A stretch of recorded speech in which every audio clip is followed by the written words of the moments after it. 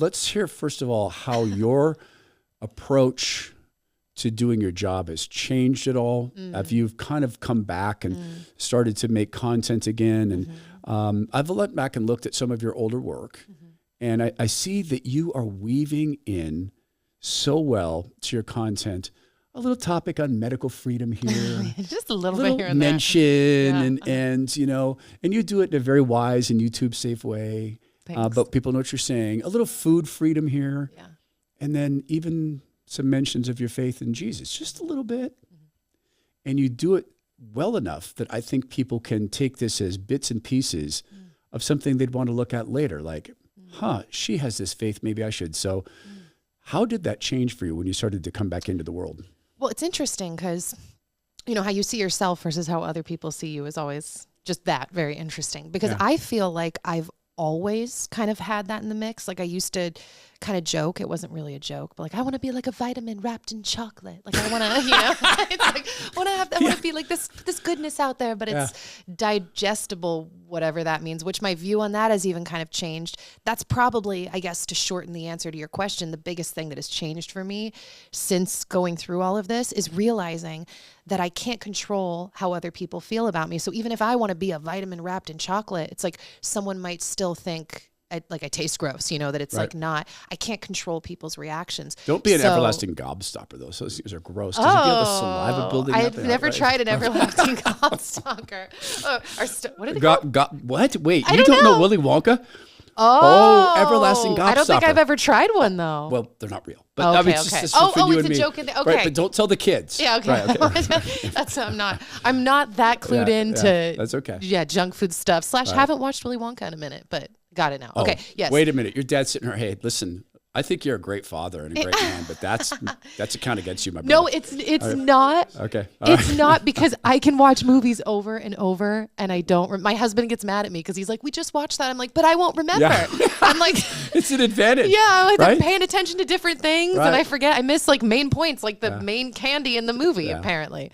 I've just realized that like, I can't control how people are going to take things, so I can try to be like as nice and as sweet as I want. And it's not that I don't think that that's not a worthwhile endeavor. You know, all these books, like my parents did have me read growing up, you know, like How to Win Friends and Influence People. It's like, I think those are worthwhile skills, but my opinion has changed in the sense that like, I don't think that that guarantees you anything. And ultimately, especially in the view of like the gospel and how God's going to work through you and through stuff, sometimes it's just like, oh, well, you just got to say it. Like, you're going to be too concerned about like, oh, hurting people. It's like, sometimes you just got to say it. So it's funny because I feel like I've become more emboldened since the cancellation to just say things more up front versus my past content. It was more, I feel like, soft, just like little drips here and there. Although I did have a channel called Ask Nikki that was an advice channel, and I was definitely more bold on that channel. But I mean, this is me being bold now. So if I'm still soft, maybe compared to you, for me, this is all very bold. Well, I think because of the time I spent initially in talk radio and what it was and how the medium worked at that time, you know, bold was rewarded. Maybe there's a gender difference. And I'm not really joking about growing up redneck. I mean, one of our solutions in junior high and high school was, I'll meet you at the church. Gotcha. That's where the fistfights occurred. Yeah, I'm a native Angelino, so it's a different situation. Right. Okay, so you guys did the drive-by shootings and stuff. Yeah. Right. That's Nikki hanging out the door with the right AR. Well, like a suburban Angelino. I just mean like more of like an atheistic society. So you threw paintballs at people. Yeah, you know, just different than the redneck meet you at church society. Yeah. I mean, there's advantages to that. Yeah. So I had this experience where when I got to fill in for Rush Limbaugh for the first time. And I was working with that guy who you can't see on camera, Alex. See, that's Alex. And I got this word, hey, we're going to ask you to film for Rush. And I did it. And that's cool. You guys go back that far, by the way. Yeah, long time. Awesome. And when I went into the studio and I was listening to the parodies of Rush, because he had these parodies that would run down the affiliates, like 600 some stations, just to make sure that everybody's getting the feed. Okay. So the radio stations could catch on. Okay, we're getting the EIB feed from New York, and I was fine. And then I realized, oh my gosh, I'm about to go on a program with the largest radio audience that, in all reality, will ever exist. 25 million people. Oof. I mean, not all at once, but 5-10 million persons every 15 minutes. And I dropped to my knees and prayed. And when I stood up and the parodies ended, and then there was silence, and then the beep of the satellites,